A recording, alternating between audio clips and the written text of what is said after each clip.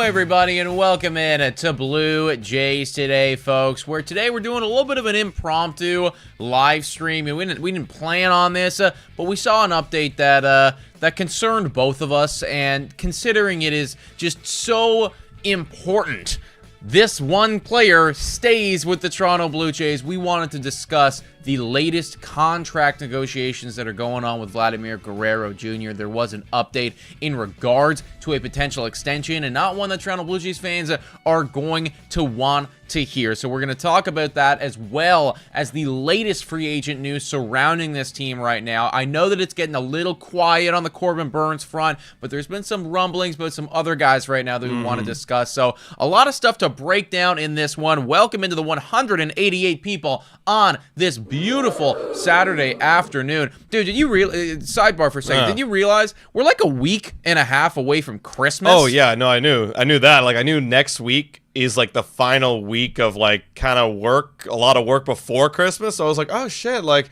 we're really gonna have to start preparing for that week off, you know? Yeah, I was like, oh wow, god damn, you know, like I was just on the phone with my mom. She's like, so yeah, like I'll pick you up like next Saturday, right? I'm like, next wait, Saturday. A week from now? What? I know, it's wild. So obviously, guys, well, again, sidebar, speaking of Christmas break, we'll come out with some sort of alternate schedule for the Christmas holidays. As you guys will probably understand, y'all are going to be away for Christmas and the holiday season, so we'll come out, we'll tell you guys about that right now, because we've been literally going live and doing these streams. I looked it up. This is our now 13th day doing a podcast. Like, that's a lot of content we've been doing. Baby. That's right. So if you haven't already done so, hit that like, smash that subscribe button. This is Blue Jays Freaking Today, folks.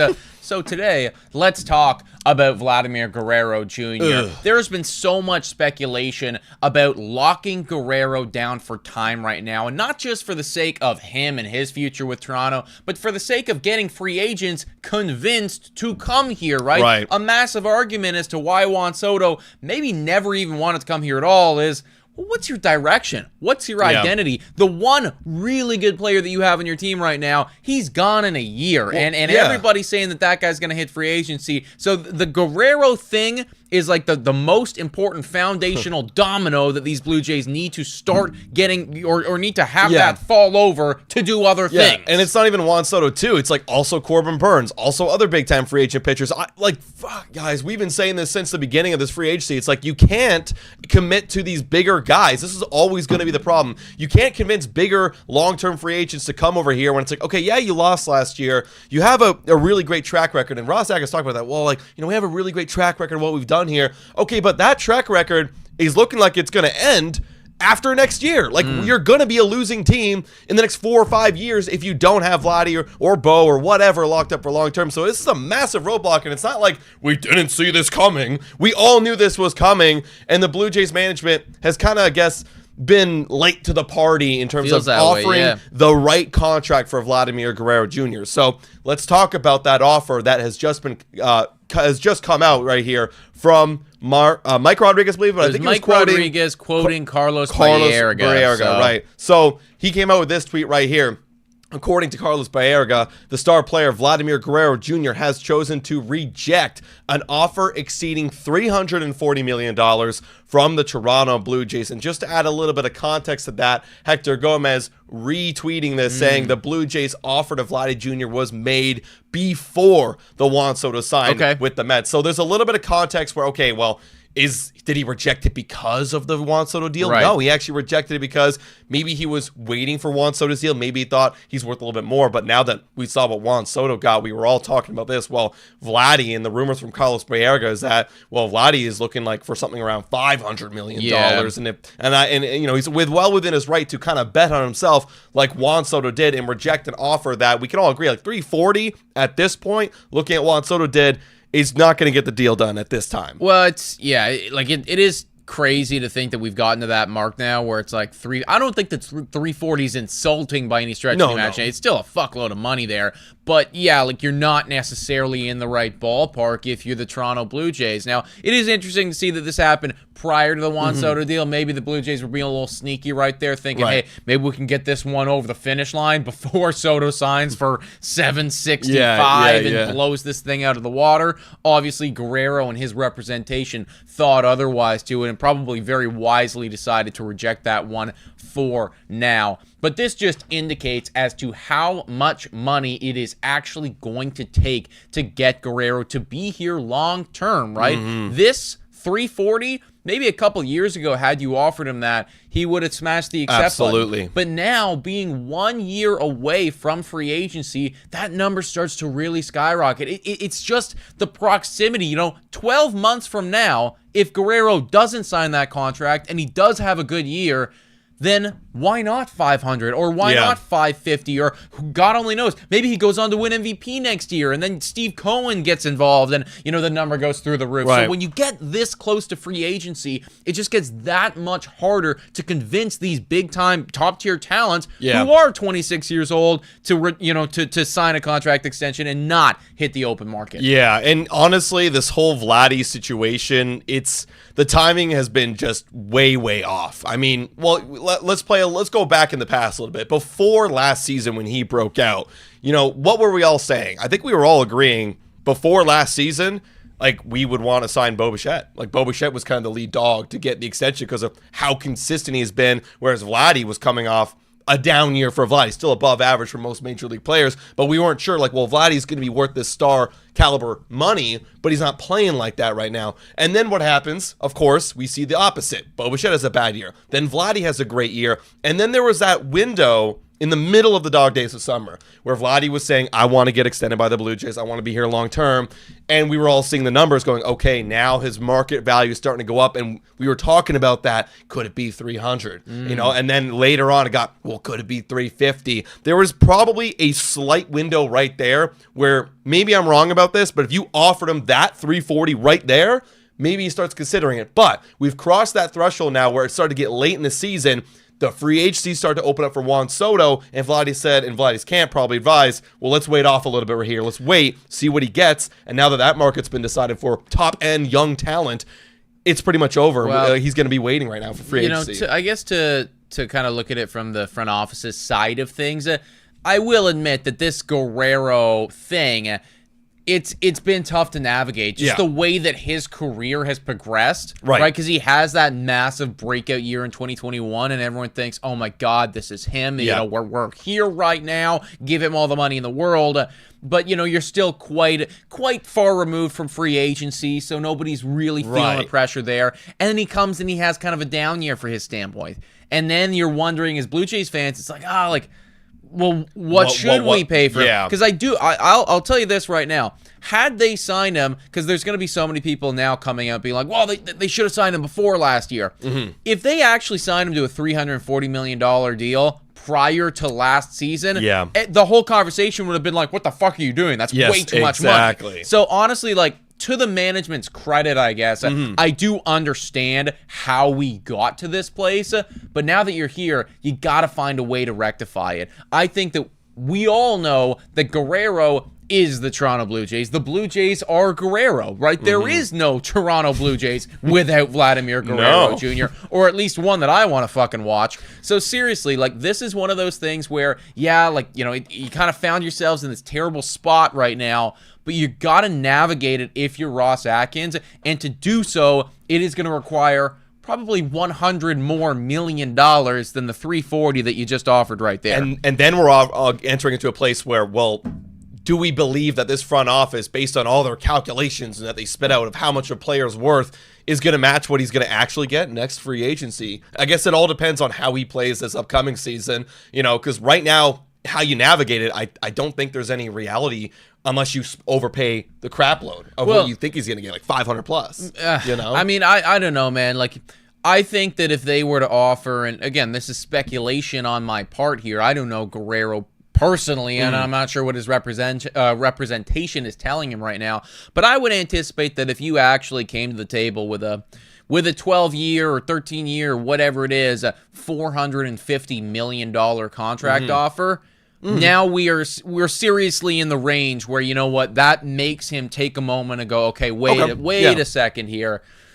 do I want to accept this? Because Yeah, I always right, come back right. to the fact of, yes, there's 1 year away from Vladdy, coming out and, hitting free agency. And if he does do the same thing that he did, if he stays fully healthy and he puts up a 940 OPS or, somewhere in that range next year and then hits free agency, yeah, the number is going to be really, really fucking high. Yeah. But you know what? There's some risk involved. He could get injured. He could also, regress back to several other of the seasons that he's had before. I'm sure that he's not thinking he's going to do that, but, that's in the back of his mind, right? There's always that possibility. See, if you're going to offer him a contract, it needs to be serious enough that it really starts to make him think, maybe I should just take the money now and not risk a whole nother year in MLB. Right. Well, actually, you just reminded me of what Robbie Hyde posted out here. Shout out to Robbie Hyde, guys. Great YouTuber. We've known him for a very long time, since the beginning of this channel, and he's always supporting the boys. So big shout out to Robbie Hyde. He whipped this up. Totally non-Blue Jay fan, whipped this up, and I like this a lot. He's breaking down every year of like what Vladdy could average potentially and how much money that would be worth. Essentially, he came up with a number, put 10% market value on that because he was thinking about, well, with a little bit of competition, how much do you think he'll be worth? It's 12 years, $466 million. Now, if I saw that for Vladdy, I'm saying hell the hell yeah, because it's done. We got Vladdy locked up. We got our superstar player for time, and I absolutely love it. I would even toss in this wrinkle in here.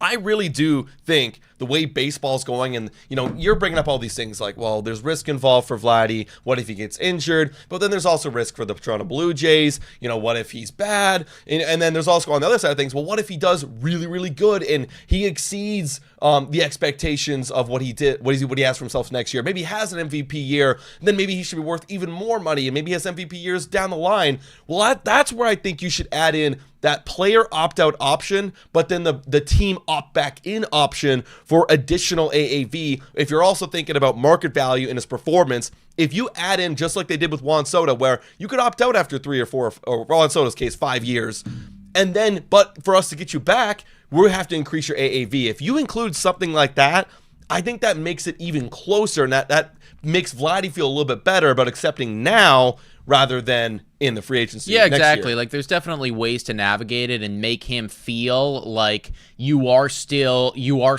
betting on yourself, but you also get the insurance of, well, if shit hits the fan, you're still covered. Right, you're still going to have generational wealth after this, right, exactly. Even if you break your leg tomorrow. Exactly. So yeah, I think that there definitely is a great element to that involved. Can you flash back up Robbie Hyde's tweet right there? I just did the math very quickly, and I think that he does a really good job here of just, it's really good. like kind of mapping out how all of this stuff should be worth right here. So 26 years old to 32 years old right there. He's saying that, well, on average, Guerrero will be a 5-WAR player, which is very fair, I think. Maybe there's some really good years in there. Maybe there's a couple years where, wow, we only play half the games. Maybe there's 1 or 2 years where doesn't go our way. Yeah. 5-WAR on average. That right there, I did the math. He's saying $40 million average annual value for that type of production. I agree. Then you look and you look from 33 to 35. There's 3 years right there. And the average annual value for that would be $32 million. And then in those final 2 years, it would be, $24 million for that. Now, he's not saying, I don't think he's suggesting that that's how you structure the contract or anything like that, but that's how he pumped out the number of $424 million, which then he added 10% market value to, ending up with that 466. I just want to give a little hats off right there to Robbie Hyde, because I mean that's a lot of brain work. That's a lot of brain work, but it all kind of makes sense. And this is actually like a pretty realistic expectation for Guerrero, right? There's going to be some good years. Absolutely. There's going to be some bad years. There's going to be some regression as you get older. That's just going to happen, right? But I think if you can expect, or you're signing him with the hope that he will be a 5-WAR guy for 6 to 7 to 8 years, and then a 4-WAR guy for a little bit after that, and then maybe there's a couple 3 or 2 WAR seasons in there right at the tail end of it. But all in all, 12 years, 466. I think if you offer him that right now today, I'm not saying that he smashes the accept button, but I think that he really starts to think about it, and I think that you can now start to bridge that gap a bit more. $340 million is just it's too far into the ballpark. I hear what you're saying, man, and I hope they can get rid of their whole calculations of what a player is valued at, and then realize, well, do you want to save this franchise or not? And it just sucks to see that when you think about Ross Atkins and Mark Shapiro, their contracts here of being here in the Blue Jays is almost over. Do they care about the future of the Blue Jays is a whole other question, but we'll see when we get there. Also, I see other people saying in the chat, people are also saying Hector Gomez. Yeah, they are. This is okay, so this is a little bit off topic from the Guerrero stuff, but it is important for the Toronto Blue Jays and the AL East in general. What happened? Hector Gomez, 43 seconds ago, tweets out, source, the New York Yankees are deep into talks on a trade to acquire Cody Bellinger from the Chicago Cubs. The Yankees are pushing the Cubs to pay at least $10 million of Bellinger's salary. With 2 more years remaining in his contract with the Cubs, Cody Bellinger is guaranteed to be paid at least $52 million, which also includes his $25 million opt-out deal with the Cubs. So, yeah, I mean, there's been a lot of speculation on this. Yankees looking at Cody Bellinger. Hector Gomez, though, I mean, is saying that this is looking pretty good for them right now. After they missed out on Kyle Tucker, it felt like this was going to be their next pivot move. Yeah, they were going to get either Bellinger, they were going to get Arenado, they were going to get Alex Bregman. They were going to do something. Exactly, right? And I think that the Yankees, honestly, if they can, they got to pull it off right now. But, let's say that the Cubs do end up paying $10 million of Bellinger's salary. Maybe it's, every year or however it works out to be. I think that they're trying to leave the door open so that they can continue to make other moves, Honestly, hats off to the Yankees. I know that they lost Juan Soto, and that is a massive, massive blow for them. But I do think that they're navigating this offseason pretty well, all things considered. Yeah, no, I agree. Honestly, I am jealous of what they're doing right now, to be frank. I think that, they're being aggressive when they realized they were down bad and they needed to make a move to stay back in the competition. They made a good move. And also, MLB Trade Rumor saying Twins are interested in re-signing Carlos Santana. That was also just thrown out there. But anyways, that's the latest on other kind of people. We're going to be talking about more people later in this podcast. Yeah. I do want to bring this up because I see you looking at it too. People were saying Atkins to Alcatraz. He takes a quote here from, who is it, I believe? It was Bill Madden. Bill Madden was talking about this. And this was actually very interesting. There's 2 pieces of this notes he makes right here. So shout out to Bill Madden. Shout out to Atkins to Alcatraz for this information.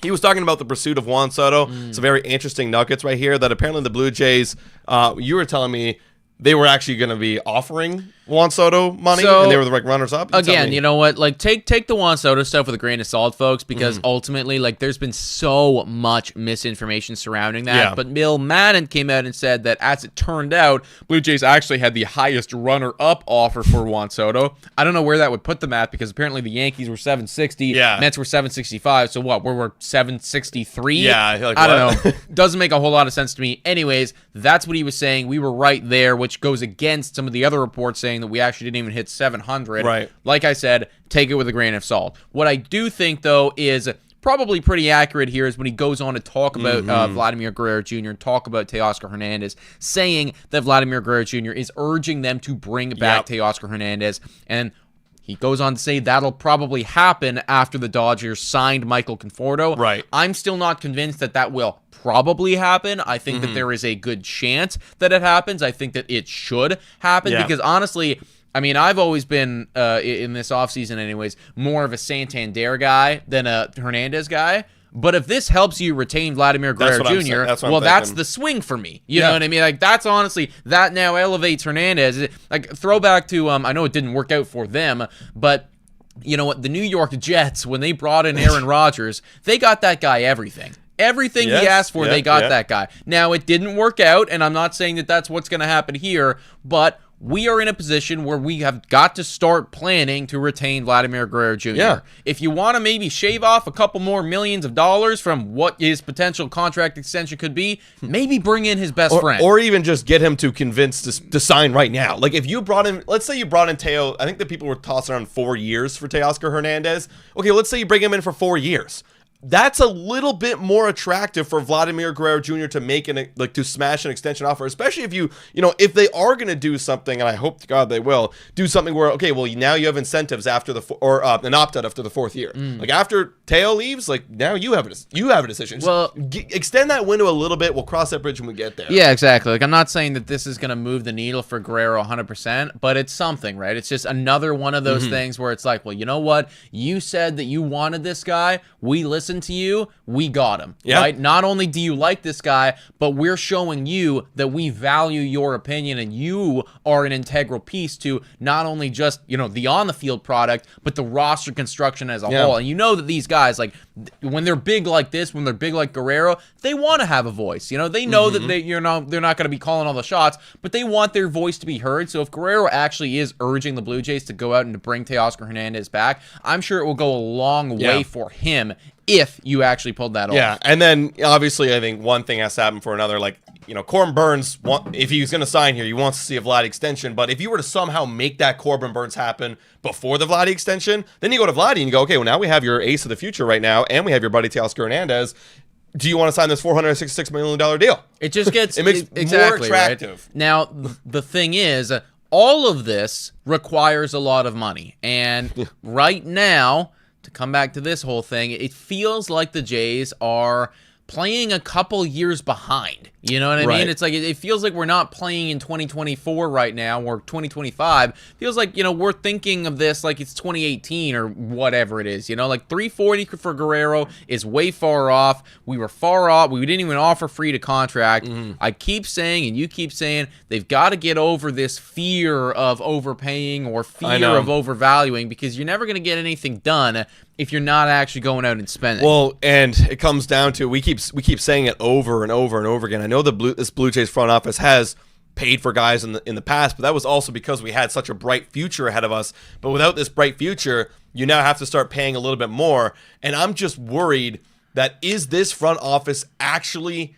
going to do it? Are they going to put away all their analytics and money and math and whatever and just go get the guy because you got to go get the guy? Or are they going to more stick to the business side of things and they're going to not go beyond their projections or their calculations?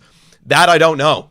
We've never been in this spot. We've been blessed to have a great kind of future outlook, and everyone was hyping up the Jays, and so a lot of guys wanted to come here and sign and stay here, like Barrios, like Gosman, like Bassett, and like George Springer. But that's not a thing anymore. We have to be able to pay a little bit more to get there, and I don't know. It worries me that we're in this spot right now. Of course it does, man. Now, before we transition from the Vladimir Guerrero Jr. stuff, there is one more thing that we got to talk about. Bob Nightingale was,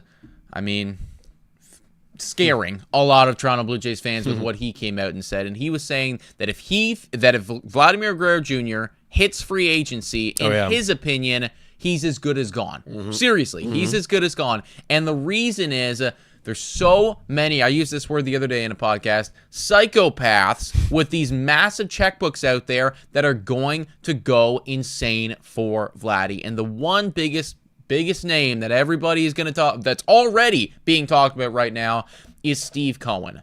People are thinking that if Pete Alonso does not re-sign with the New York Mets, then now that they have Juan Soto and now that they have their, already like decade-long window with him, well, if they miss out on Pete Alonso this offseason, they're just going to wait it out till next year and then go balls to the wall for Vladimir Guerrero Jr. and create this tandem of Soto and Vladdy for years to come. And honestly, man, that makes so much sense to me. Of course. You guys remember Boston was floating around the idea of having Soto, Vladdy, and Rafael Devers, the Dominican trio right there, and being like, hell yeah, that sounds awesome. And yeah, that would suck ass. And we've been hearing a little bit about like Pete Alonso and how, there's not really a market for him right now. And, maybe that leaves the door open. This was actually just suggested by Jays Journal. Like, if there really isn't a market, maybe he comes to the Blue Jays. Well, if the Blue Jays get Pete Alonso,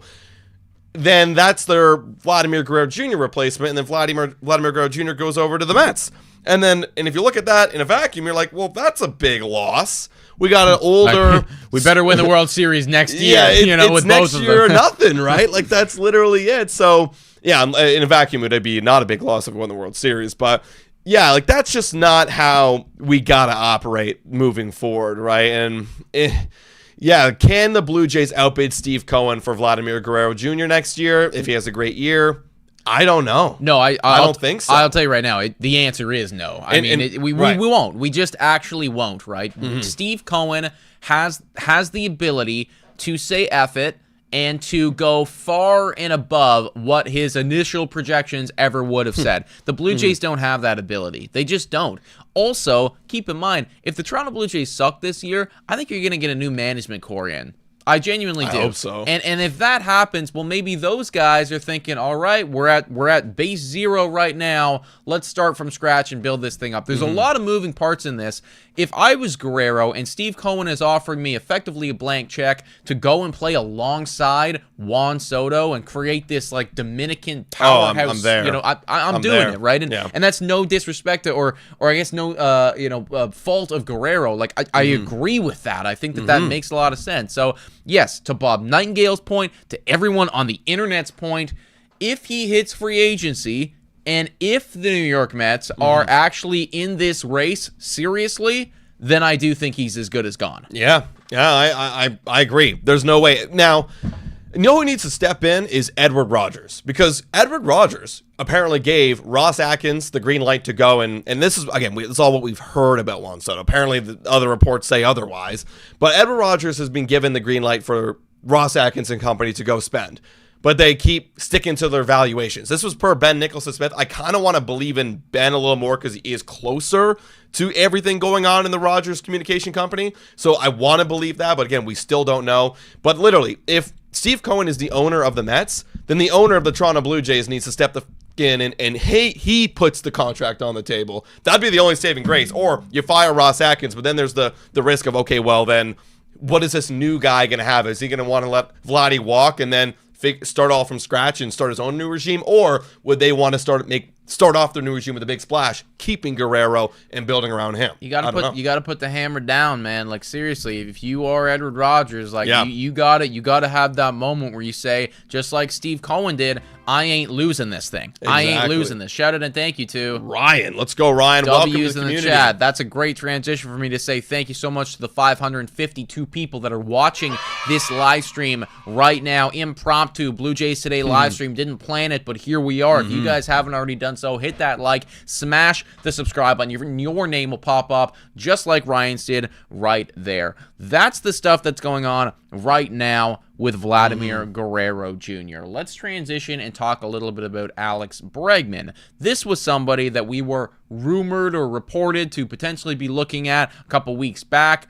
Well, apparently, this past Monday, they were showing some interest, but now we're not showing that much interest. Talk to me about what do you think about this whole thing? Ben takes this quote saying Blue Jays showed interest in Bregman on Monday, but doesn't list them, being Ari Alexander right here, as a strong contender to sign him. I mean, it's the same shit over and over and over again. Honestly, I'm getting fatigued seeing the Blue Jays being interested and being aggressive and then falling up short. And I'm gonna be quite frank, like, I don't think we're getting Alex Bregman.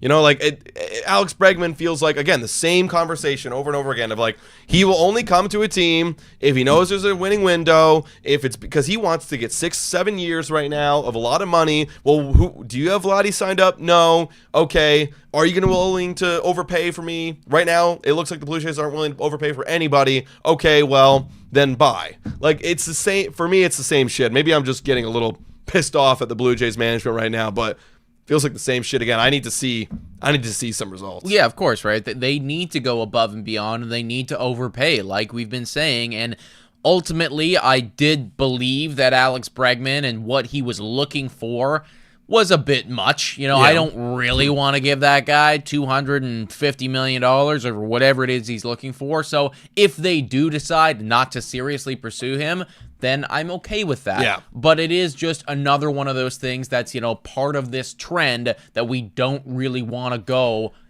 all in on these free agents in a year that you keep saying that you want to be competitive in, right? So it's not adding up. And this is what's not adding up to me. If they actually went and overpaid for Bregman, it's like, okay, you could have overpaid for Burnes. You could have overpaid for Soto. You could have overpaid for your star guy, Vladimir Guerrero Jr. right now. But you decide to overpay for Alex Bregman. For me, it's like, if you're going to overpay for anybody, why him? Well, you know what I'm saying? Okay, sure, yeah. But, you know, I also think, though, that is not factoring in that it is tough to convince these players to come here, that it is, you know what I mean? It's like, ultimately, I think, okay, yes, I agree. Bregman, if I had to tier rank them all, Yeah. like, would be lesser than these other guys. But at least I can look at you and go, okay, you did something, right? Yeah, you I agree. You did something, and maybe you believe with your analytics that this is going to help them be competitive. Because ultimately, I mean, they just traded for Jimenez. I don't think that's going to make a huge difference. They seemingly do. Right. Maybe they feel the same way about Bregman. That, to me, is still better than doing nothing. Quick shout-out here to Daniela Castor with a $5 dono saying, just give Vladdy the bag now so we won't have to worry about this anymore. That's what I'm saying. Just fucking pay the guy. That is what everyone's saying, but that is not the reality of the situation here, folks. It is seeming more likely now that we are going to have to worry about this, not only this offseason, but during the season and during next offseason. You know, it's going to be a very stressful 2025. You know, you thought 2024 was bad. You know, we were just worried about winning ball games in 2024. Now we have to worry about the literal future of the team in 2025. Because, again, there's no real great outcome depending on what happens with Vladimir Guerrero Jr.'s season. If he pops off and has a great year, my God, we're screwed. Like, Steve Cohen's going to get that guy. Someone's going to overpay for Vladimir Guerrero Jr., and it won't be the Blue Jays front office. If he sucks, well, then what do we do? You know, what is his value? I don't know. We don't know. There's a lot of question marks, so it's tough. It's tough. This is an interesting note right here from Hector Gomez. I just saw this. Now, this is just speculatory from him, but it's roughly where everyone else is thinking right now, too. He was responding to this report that they offered him $340 million, and he was saying that I think Vladdy Jr.'s aspiration is for a $450 to $500 million contract, which does seem to be, at least right now, in the range as to where everybody's kind of projecting him to land. I can't really find it right now on his page. It's in Spanish, so maybe that's why. Oh, okay. You had to translate it. Anyways, that's what he's saying. $450 to $500 million for Guerrero. That does make sense to me. I think that makes sense to a lot of people in the chat. That made sense to Robbie Hyde. That's what might get you over the finish line. And honestly, if you did offer that, if you offered, $450 or whatever it is right now, and he says, no, I think I need to go to free agency, well, at least we can hold our head high as Blue Jays fans and be like, all right, you know what, the front office, you did your job, you tried your best right there. He said no. That is what it is. That's the thing. Unless you really overpay and give him the dollar amount, shout out, thank you whoever just subscribed. Unless you give him the dollar amount that he's betting on himself to eventually get next season, then he's gonna go. Then you gotta respect the guy, right? Like, think about Juan Soto, who left at $440 million or whatever it was from the Nats. Like, he bet the hell on himself. That was 3 years removed from free agency, and he really bet on himself, and he got paid for it. Where Vladdy, you just gotta do it for one more year, my guy. One more year, you prove it. Well, you respect. Like, if you reject a $450, $460 off from the Blue Jays, well, clearly you're betting on yourself to get $500, $100 million more dollars in respect. Like, you can't convince the guy if you do give him the money. If that's not convincing him, then that's all you can do. That's all you can do. Quick shout out here to Laura Lee Z asking or saying, doesn't anybody know how many years they offered Vladdy with that $340 million offer? The numbers mean nothing if we don't know how many years offered. Well, that's true. That we don't know. We have no idea. I would argue, though, that the years probably isn't actually as important, though. Like, well, it is. But I would anticipate it's probably like a 12-year, 13-year deal type thing, which at that point, I mean, that's too many years for that amount of money, right? If it was like 8 years for $340 million, well, maybe you get that across the finish line, but, maybe not. It all depends. So I hear your point right there. But, Chilltown saying the offer was for 10 years. I don't know if that's confirmed or not. I just know it's $340 million, and for Guerrero right now, that's too little. And honestly, 10 years, like, this guy still would hope to be in the MLB after 10 years. So, for him, he wants to get the value of what he's doing right now, getting paid when he's 38. Because, like, after the 10-year contract, I mean, what kind of contract are you going to get? That's the You're thing. You're going to have to be performing at your peak, so he's going to want, 12, 13, 14 years. You probably, you're going to sign one deal if you're Vladdy. You're going to sign one deal, and this is going to be the one that is, for your entirety of your career. So we'll see how it all pans out right there, everybody. But right now, not looking too great if you are the Toronto Blue Jays. No, not at all. Not at all, especially because you have, like we brought up a little bit earlier, the Yankees are looking at Cody Bellinger. The Yankees are also looking at, Alex Bregman. Like, if they go at Alex Bregman, they've already added Max Fried. They just traded for Devin Williams. Like, we're so screwed.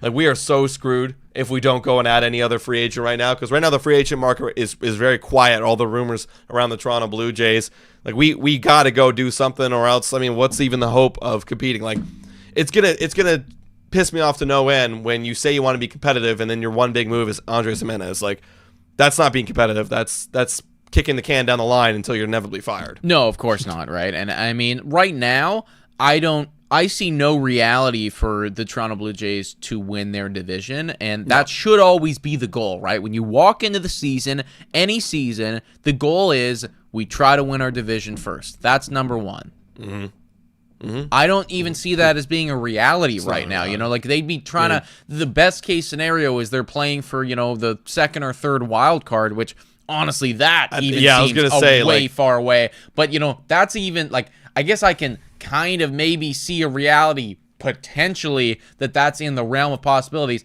I just don't see any realm in possibility land where they end up beating out the Yankees, the Red Sox, the Baltimore Orioles, all of them next year for the division, right? And there's got to be more moves made to even have a shot at doing that. No, right now we're clear 4th, 5th place. Like, right now, walking into this next season, we are 4th and 5th. There's not a chance in hell our roster is better than the Orioles, Red Sox, and Yankees. So if they don't go and they make any more moves, don't buy into their propaganda of like, oh yeah, we're gonna, you know, our new hashtag is the come up. like, you know, F off. Like, seriously, you've done such a terrible job running this team. Do not try and sell me that this team is good unless you go sign one of the big dogs like Corbin Burnes. You extend Vladimir Guerrero Jr. You can convince me a little bit about the future of this team. You can buy me back in, but without that, without signing Burnes, without getting in Anthony Santander, bringing back Teoscar Hernandez, don't sell me on anything. Don't do it.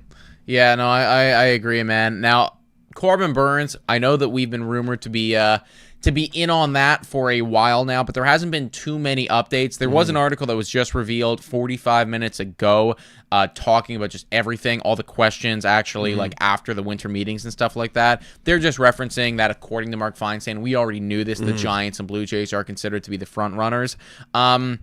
I mean, I'm starting to think that, you know, as time continues to tick on and on and on, this feels like, and maybe this is just my PTSD talking, feels like we're being used as more of a leverage play than anything else to maybe get the San Francisco Giants to up their offer, right? Just as time continues to go on here. You know, the last thing we heard was that he was meeting with the San Francisco Giants, and I think that meeting, we can all kind of assume at this point, is, hey, can you increase your offer? The Blue Jays are apparently offering me this much.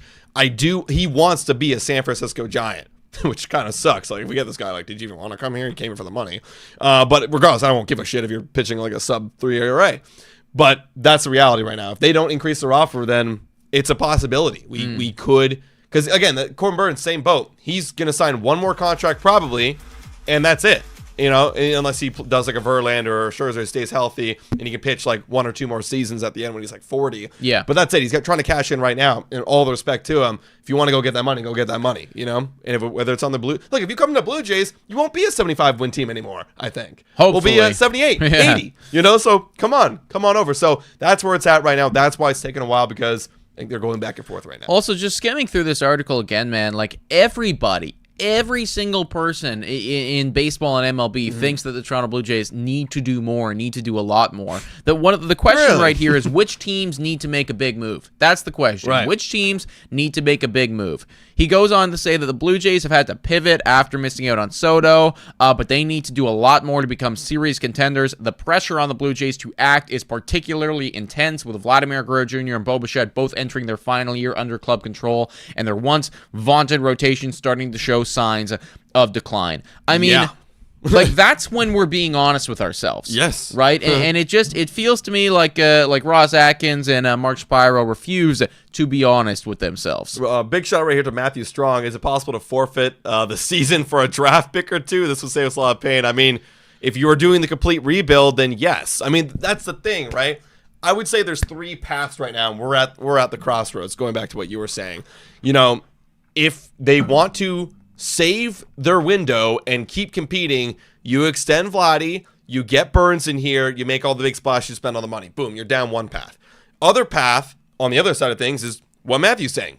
punt next year, trade Guerrero, trade Bichette, trade everybody, get prospects, get a really high draft lottery odds, and commit to the rebuild. Boom, there you go. The other middle road is my least favorite, which is it feels like what we're doing, not really, going and competing. We don't have the money. We're not going to offer you a lot, but we're also like not trying to sell everything because that would be really bad to see and everyone would hate us and blah, blah, blah, blah, blah. We're going to play this middle road, and then that road leaves, spoiler, there's a giant cliff at the end of that road, and it's going to be a terrible fall off because you're not going to rebuild fast enough, and you're not going to get back to winning fast enough. And it's terrible, but it looks safe going down it. It's a safe road, and then there's a giant cliff. So right now we're at that point right now. You don't have the capability right now as the Toronto Blue Jays to be dipping in both pools, right? Exactly. It really is one or the other. And this is what we were discussing last season at the trade deadline, right?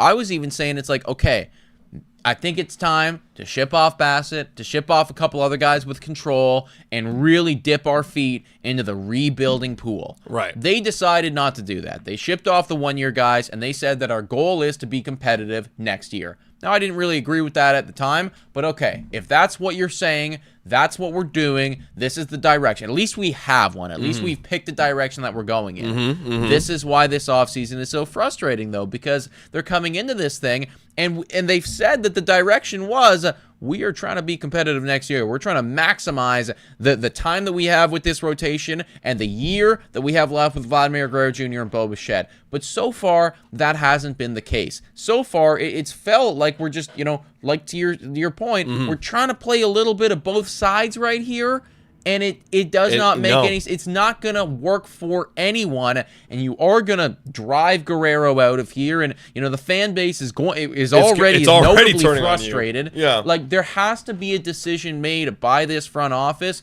If you're actively going all in, then great, fucking do it, man. But if not, then do the alternative. And at this point, I actually don't care anymore. Just pick one and commit to it. Pick a lane, right? And that's what's going to piss me off even more when you clearly pick the lane that you're just kicking the can down the road until we inevitably fall off a giant cliff and we're ruined for years. But don't try and sell me that this team is going to be good. Don't show up to those press conferences and tell me, I'm speaking about Ross Atkins, that we got lots of talent up. Like honestly, shut the hell up, man. Like seriously, like I'm sick and tired of it.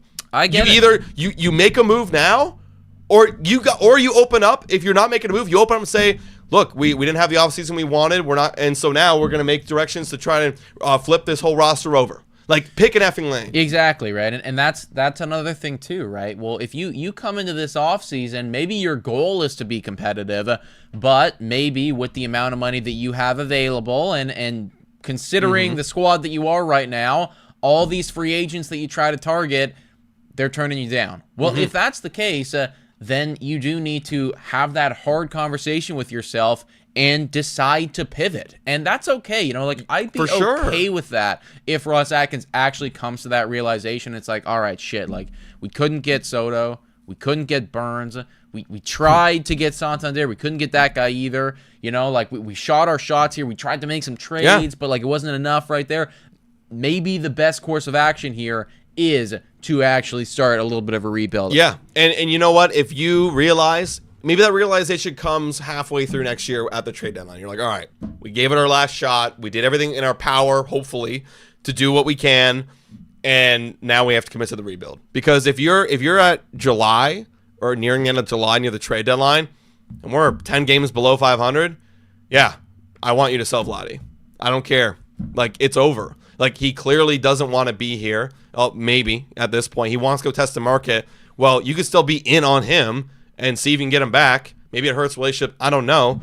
But you gotta do something different. This one isn't working. No, I get that, man. Like it does feel to me that as of right now, you never know what happens, right? Maybe Bo Bichette has a crazy bounce back year, and George Springer hits, runs into a couple and stuff like that, and we get a little lucky in that regard. That'd be great. But it does feel like more times than not, come trade deadline, and this is pure. Lots of things happen here, lots of variables, but more times than not, this team would be a selling ball club. And if at that point you don't have that Vladimir Guerrero Jr. extension locked in, and it's not looking promising, then that is going to have to be the really tough decision that you had to make. Yeah. I was listening to Ball Cap Sports. He made a video talking about this whole Guerrero thing and everything like that. Yeah. And I actually agree with what it is that he had to say here. He was saying, I'm not saying that they're going to do it. I'm not saying that they're going to do anything like this, but you're going to start to hear a lot of Vladimir Guerrero Jr. trade rumors, trade 100%. talks. People are going to be calling about them because if you're that far off in contract evaluation, like if you're more than $100 million off with 1 year to go, how are we going to bridge the gap here, boys? No, no, exactly. You're not. Like it's very, it's going to be terrible. Also, I just someone brought up lots of 2025 tickets available. I want to just. I'll show this. If you're really wondering, this is opening day. I have never seen this in years. This is opening day. Look at all the empty seats available. This is opening day against the Baltimore Orioles. This is terrible. Yeah, I mean, you got your usuals, obviously, all your season ticket holders down here, but nobody down here. Wow. Nobody in the 500s. Maybe it's sold out, maybe it won't. It will fill up. It will fill up as time goes on. Will it sell out? Like, when was the last time the Blue Jays didn't have a sellout opening day? This could be the first time in a while, and that's depressing. We'll see, man. There's lots of time left. Lots of time left. Hey, if they sign Burnes, extend Guerrero, boom, you'll sell out. You'll sell. Yeah, seriously, like you'll sell out immediately. But that's the problem. Well, folks, I think that is where we're gonna call this one for today. All of you guys, thank you so much for tuning in. Let us know your thoughts down below about all the Guerrero talk and just everything in general, right? The offseason so far isn't going the way that we wanted. We're not going anywhere, though, because there are still hopefully moves to be made, folks. So we're going to be covering them all on Blue Jays today. If you haven't already done so, hit the like, smash the subscribe button, guys, and hopefully we get some better news soon. Yeah, hopefully, guys. Next week was a big one before the holidays. We'll see y'all there. Thank you so much for watching. And as always, go Jays, go!